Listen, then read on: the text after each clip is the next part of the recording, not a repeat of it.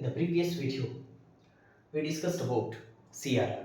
ఇక్కడ ఏంటంటే చూడండి, నెక్స్ట్ SLR అని అంటారు, అంటే statutory liquidity ratio.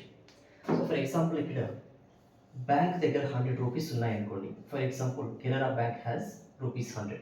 Okay, so now bank looks for ఏంటంటే లెండింగ్ ఇవ్వడం చూస్తుంది. ఓకే, సో ఇప్పుడు ఏం చేస్తుందంటే రిజర్వ్ బ్యాంక్ ఆఫ్ ఇండియా ఇక్కడ 100 రూపీస్ ఉన్నాయి కదా, ఓకే, 100 రూపీస్ లోన్ ఇవ్వద్దు, ఇందులో కొంత పార్ట్ మీ దగ్గరే ఉంచుకోండి అని చెప్తుంది.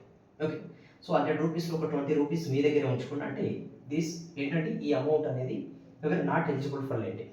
ఓకే, సో ఈ పార్ట్ని అంటే మొత్తం డిపాజిట్లో కొంత పార్ట్ బ్యాంకులే ఉంచుకోవాల్సి ఉంటుంది కదా, ఆ పార్ట్ని ఏమంటారు అని అంటే స్టాట్యూటరీ లిక్విడిటీ రేషియో అని అంటారు. ఓకే, సో ఇంతకుముందు 100 రూపీస్ లోన్ ఇచ్చేది, బట్ ఇప్పుడు ఏంటంటే 20 రూపీస్ ఎలిజిబుల్ కాదు, కాబట్టి ఎంత ఇవ్వగలుగుతుంది? 80. అంటే బ్యాంక్ యొక్క లెండింగ్ కెపాసిటీని 100 నుంచి 80కి తగ్గించింది. ఎవరు? Reserve bank of India. అంటే so RBI regulated the bank, అంతే కదా. So it is applicable to all banks. Okay, so SLR statutory liquidity ratio అని అంటారు. అంటే సిఆర్ఆర్ అని అంటే మొత్తం డిపాజిట్లలో కొంత ఆర్బీఐ దగ్గర పెట్టాలి, అది సిఆర్.